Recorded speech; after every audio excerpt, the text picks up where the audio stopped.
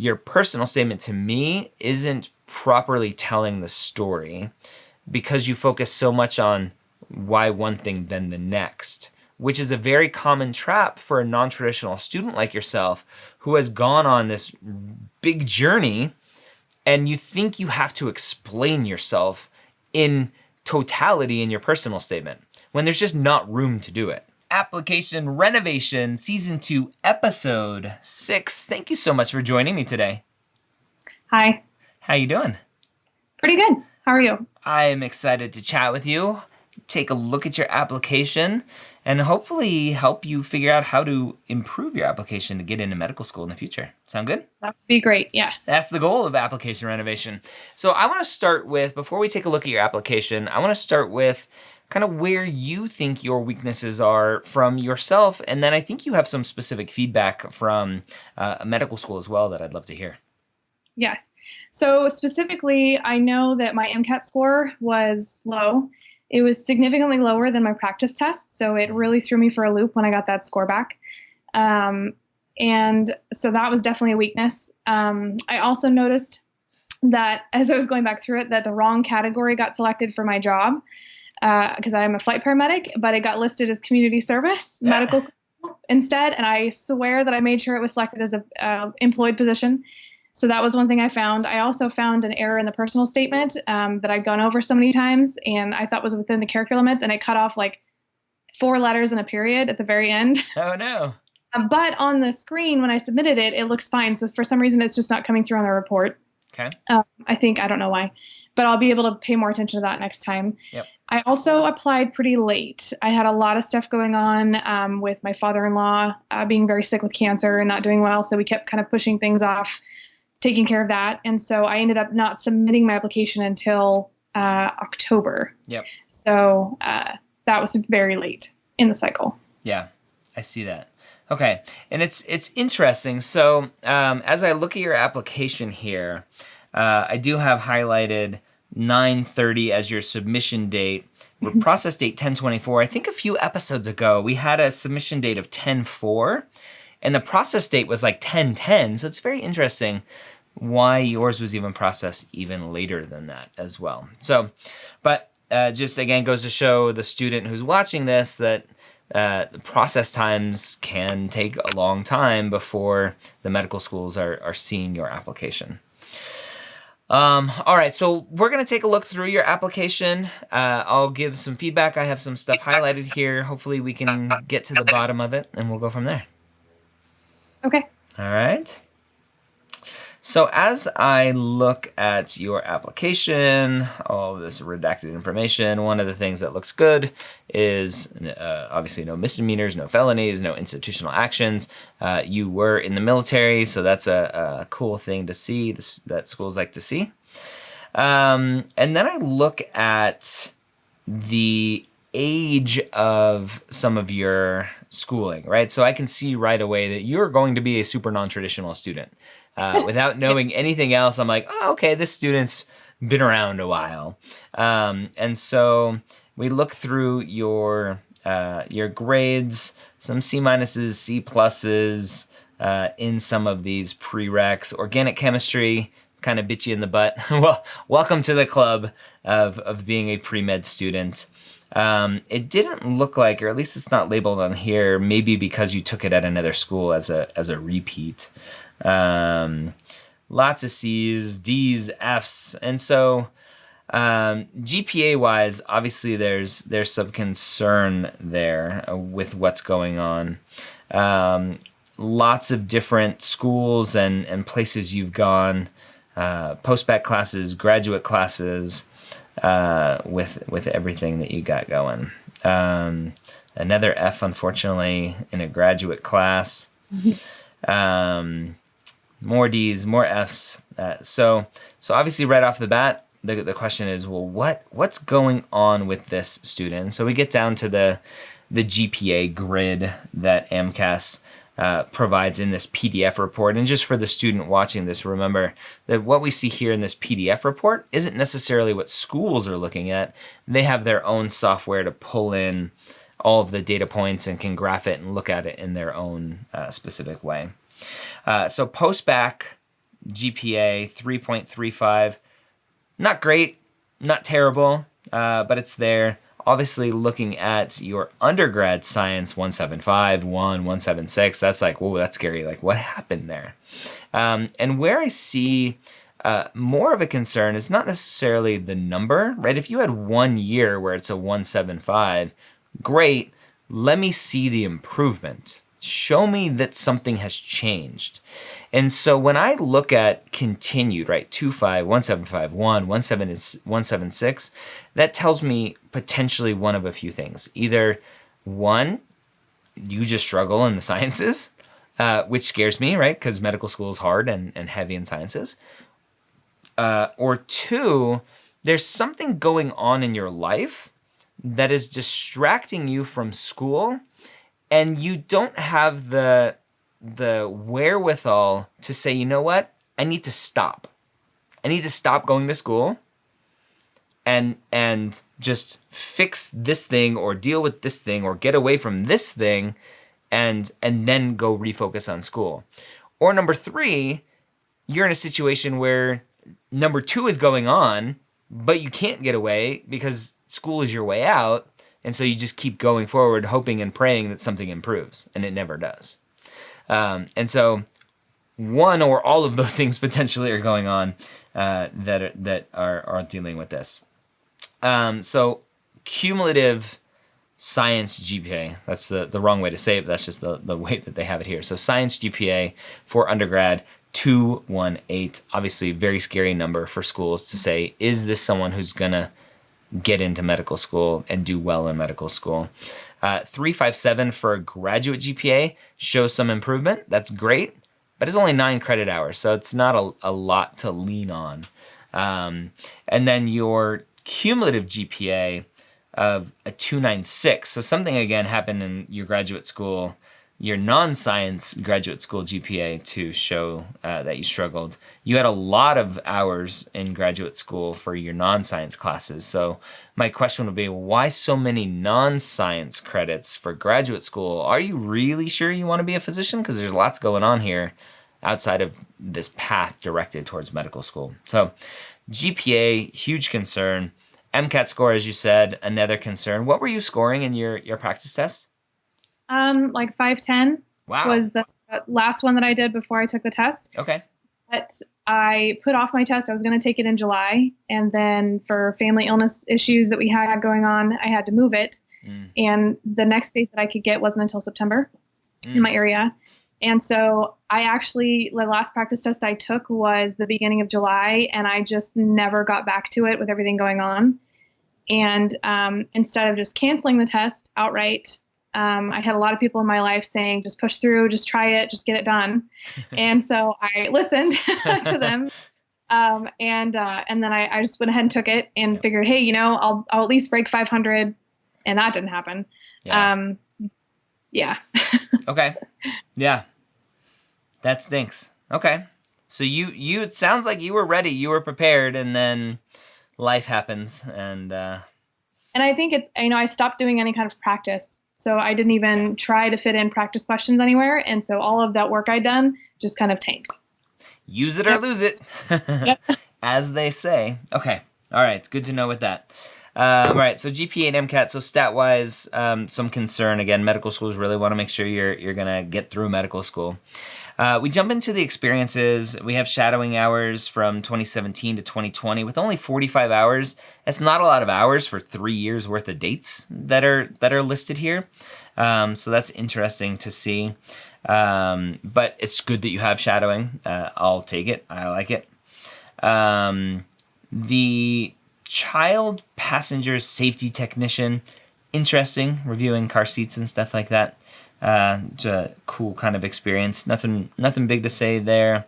The emergency medical services for children experience. So I can see right off the bat, just looking at your experiences, the first few, that obviously this is someone interested in emergency medicine, right? Someone who's positioned themselves in and around emergency medicine. And then obviously we get to the flight paramedic, which is the bulk of your hours for 5 years of what you are doing. And community service volunteer, medical, clinical, that's fine. That's not going to be an issue, right? I know it's like silly, like you just face palm kind of moment, but Yep.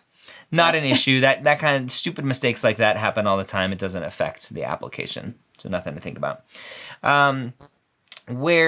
Where I like to see, and really what we focus on, it seems like so much here on application renovation because students aren't very good at it, and hopefully I can change that, is the story behind everything you're doing. Right, and so in your most meaningful experience remarks here, you say, flying out of rural communities, seeing how they cope despite lack of resources, learning what they feel they need to be successful, seeing what they encounter in their hospitals, meeting the people and learning how to help rural residents where they are, has been one of the most rewarding experiences of my career to date. Okay, right? You told me that. Tell me a story of a time where you had to fly into one of these areas, where you had to evacuate one of these patients. Tell me that story, what it meant to you. That would be so much more impactful than this really, really, really long sentence that just tells me something that you like the rural aspect of things. And I don't know if you were focusing on that because, and we'll get to kind of the one school that you applied to, if they have like a rural medicine track and you're like, I need to really show my best foot with rural medicine. And so I'm gonna really just highlight rural medicine in my application as much as possible so they know that and they can take me. Looking again through your experiences, tons of great experience, obviously as a paramedic, working in this crisis stabilization unit, lots of hours all around. Just something I highlighted here for this space camp counselor thing. You have here 2 summers you worked as a space camp counselor for the Kansas Cosmosphere and Space Center, right? Usually that's just extra wasted space. You typically will have the name and location of things in the description itself or in the like data for each activity. Okay. And so repeating that in the description is just wasted space for the description where you could go and talk about a story of what was impactful, right? Interacting with one of the students or whatever that you may want to focus on. Equestrian sports as a hobby, great. I love seeing hobbies in here. Writing as a hobby, great. Good stuff. And then we get to the personal statement, right? The goal of the personal statement, why do you want to be a physician? And we'll focus on that aspect of it. So you have the story to begin with. I'm assuming maybe you read my personal statement book because you have some aspects in here, right? Right off the bat, trying to tell a story using fake names instead of the patient or Mr. D. You say, hey, Joe here, and you put it in quotes the first time you use it, which is great. Saying you felt helpless. Okay, right, interesting story to start. And then we go into this first kind of dialogue here. Do you know how to spike a bag? Tell me how, right? I'm not a fan of dialogue in a personal statement. It's just a personal preference for me. Take it or leave it.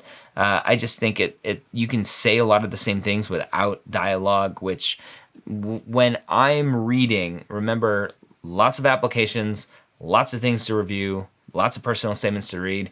When I read dialogue, I have to slow down. Who's talking? Who are they talking to? What are they saying?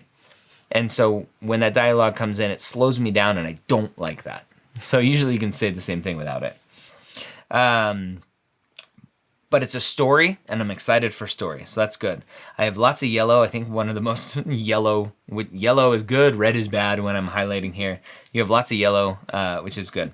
So you get into later as we cleaned up at the hospital, I decided I needed more, and not more adrenaline-fueled EMS calls, which is great, but more knowledge and experience to take care of patients, right? Both of my parents are nurses. So reflecting, why do you need more? Why isn't this enough? And then a little bit of seed, right? We transition into a little bit of seed where you're getting this exposure with healthcare. So both parents are nurses. Awesome. Thank you for telling me that. Too many students avoid talking about their parents who are in healthcare for fear that they're just going to be looked at like they're doing this because their parents are in healthcare. but I need to know that. I need to understand that. You have some negativity in here, which I like to just avoid outright. Both begged me to pursue anything but medicine. Right? This just doesn't need to be in the personal statement. It doesn't help me understand who you are, why you're doing this. Potentially, maybe you're trying to show it as to why you didn't go to be a physician maybe earlier, into healthcare earlier. But I don't think that's necessary to put in there. Air Force Academy, injury. So you have a nice little red flag statement here talking about kind of your journey and why it's unique and what has happened through it. So I like all of that. Then you kind of go on this path of more of a resume, right? I did EMT, I did paramedic, I did flight, right? Flight nurse or flight paramedic. And I get to a point where it's like each step of the way, you're just like, well, this isn't enough. Let me go try this. This isn't enough. Let me go try this. This isn't enough. Let me go try this. And that's your whole personal statement. It's taken up the whole personal statement. And I need to know why you want to be a doctor, not why did you go from EMT to paramedic, from paramedic to this, from this to that, right? I need to know why medicine. And so you could have probably condensed that whole pre-hospital care path, if you want to call it that, into one story potentially. And just say, as I continued my journey through being a paramedic and a flight paramedic, right?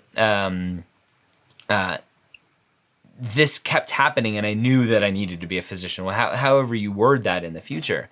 But then we can get to the experiences and exposure that you've had as to why you want to be a physician. Right now, your personal statement is a lot of, this is why I didn't want to be an EMT. And this is why I didn't want to be a paramedic. And this is why I didn't, all right? Instead of, I need to be a doctor and here's why. Okay? And so as we are looking through, again, your personal statement here, you're talking about EMT. I started to find the career satisfaction I desired in my work as a paramedic, right? Well, great, be a paramedic. Why am I reading this? Why do you want to be a medical student? You just said you found your career satisfaction as a paramedic. Oh, I got to keep reading to figure out why that wasn't enough, right? And it's like, well, is medicine going to be enough for you? Are you just a constant career hopper?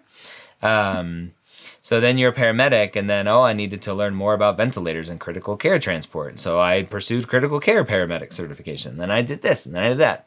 It's a very common job hopper, need more education type thing. And I'm still not sure why you want to be a doctor. I just know that you really like to learn more and more and more and more and more. Right? And then and part of that in your conclusion paragraph, you highlight that for me by saying, making a difference with the knowledge and skills I would gain, right? You are focused on the knowledge and skills. You want more knowledge and skills. Thankfully, in that next breath, you say, improving the lives through the care I could provide. Thankfully, you said that because that's really the ultimate focus, right? Is being able to provide the best care, the highest level of care. And you got to that point, but the majority of your essay was taken up with this, then this, then this, and this because of this, because of this. And I don't really understand it, other than you continually want higher level of care to give to your patients. I still don't really understand why physician, right? So your personal statement to me isn't properly telling the story, because you focus so much on why one thing then the next, which is a very common trap for a non-traditional student like yourself who has gone on this big journey, and you think you have to explain yourself in totality in your personal statement when there's just not room to do it, because it just took up your whole personal statement without getting to the core of why do you want to be a physician. Does that make sense? Mm-hmm. Yes, it does. And so those are the kind of the thoughts with the personal statement. And then the one school that you applied to. So let's talk about, since we're kind of there, what was the thought process behind only applying to one school? So, like you said, I'm non-traditional. So kids are here, families here, support's here. So that's my primary school choice. It's my one state school to go to, my option. But also, I think I knew that my application was not the best it could be. And instead of just telling everybody that was telling me to just go ahead and apply because I'll get in, I'm great. Isn't family and friends love to tell you that? People who have no clue about the medical school application process, like, you're amazing, I love you, you should apply. They'll love you too. Great doctor. But it was even some of the physicians I shout out to. They're like, "Oh, you're amazing. I mean, you've got 10 years of flighting and blah blah." And so that kind of, I think, was my, okay, I'll apply, but I'm not going to pay for more than one school to apply. Yeah. I'm not going to try for more than that. And once I knew I wasn't getting an interview or anything, we talked about it, my husband and I said, I've got to apply to more than one to get in. So we've kind of come up with a geographical area now that I can look at. We've got family in Denver, we've got family in Houston, Wisconsin, and so there's other options open to us that would be okay to do. Okay. So I'll apply to more the next time. But I think this was just kind of my way to, okay, I'll apply, but I'm not going to apply to more than one. Yeah. So you said that Kansas gave you some specific feedback. What did they tell you? So I actually got to speak with one of their admissions people, actually the director of admissions, and she thought that my application she's like, I liked the upward trend that you had. She said it didn't really happen until your postbac, but she liked that I was able to go from that 1.7 whatever I had to the 3.35. She said even that much of a jump is a big improvement. Yep. And that she liked that my graduate level biology classes, part of my master's degree, were very high grades as well for the science part. So she said, I'm not so worried about your grades. You have a ton of credit hours. I know that you're not gonna be able to move that GPA much, and it is what it is, but you've improved enough between undergrad and postbac that I'm not worried about it. She said that my MCAT score is what kept me out. Yeah. She said that when they came across that and the MCAT score, they passed it off to one committee member to review. And then they said, we don't know for sure that she has the foundation she needs. So that was the feedback. Okay. So she said, as long as I improve my MCAT score, she said, focus on the MCAT score. Don't worry about more classes. Get a much better MCAT score, and you've got a really good shot. Yeah. So that was the main gist of the feedback. And then she kind of told me the 1 through 5, kind of what they look at. And she said they really emphasized the score in the biology section of the MCAT. And they all felt that I could do better because my CARS score was so high compared to the other scores. Yep. I think this was the best feedback from her that I got. So yeah, awesome. Yeah, and it's always good to get that very specific feedback of, we really focus on the biology section, or we really look at XYZ. And that sort of very school specific feedback is awesome. And I would tell you, like, if your family is rooted in Kansas, then apply to Kansas, and you obviously have that open communication with them already. Retake the MCAT. You were obviously stellar preparing for it, and then selfishly family members got in the way of that. So restudy, retake the MCAT, apply again to Kansas if that's really where you want to go, or if your family is okay with a little bit of an adventure and going elsewhere. I like the fact that Kansas has told you already, look, we understand your grades are your grades. We like these parts of your grades. We're okay with the rest of it, right? Applying to other schools, they might not be that nice with your GPA and be like, wait, what? No, like, this is not good enough. You need a master's. You need more, whatever, right? And then now you're like, well, what do I do? One school's telling me it's enough. I should just focus on the MCAT. Another school's telling me, no, it's not good enough. So it's really obviously up to you in the end to say, am I comfortable applying to one school knowing that it's a risk, but I know that I've had contact with them. I know it sounds like multiple people have reviewed my application, and I just need a better MCAT score. And I was getting a 510 on my freaking practice test, so I know I can crush it and really just say, haha, here we go. Invite me for an interview. And potentially tell your story in a little bit stronger way. Mm-hmm. Yep. And I actually, and one thing that she said is she didn't really notice any red flags. And I said, well, did you, in my personal statement, I mentioned just briefly, traumatic brain injury. And she's like, well, we kind of assumed that that was why your grades were what they were, is from that. Yeah. So I didn't know if I should go more into that because it was directly tied to my grades as they were. I had a lot of trouble for whatever reason working with science, and I was very stubborn and I wouldn't give it up. Even though my advisors were telling me to in the psychology department, the people who work with brain injury, Yep. I was like, no, it'll happen. I'll just one day it'll click. Yep. And so I finally took a break, and then I was able to do it again. So. Yes, amazing. I mean, my wife being a concussion specialist knows all about that. So Yes. I'm glad. Hopefully, brain is fully recovered at this point and ready to absorb some more during medical school. So it sounds like you've gotten some great feedback from the medical school. Hopefully, my critique of some of your stuff here will help tell your story a little bit better. Go crush that MCAT like you've already proven you can, and reapply and get in and keep me updated on your progress. I will. Thank you, Dr. Gray. I appreciate it. Yeah, thank you so much for sharing your story.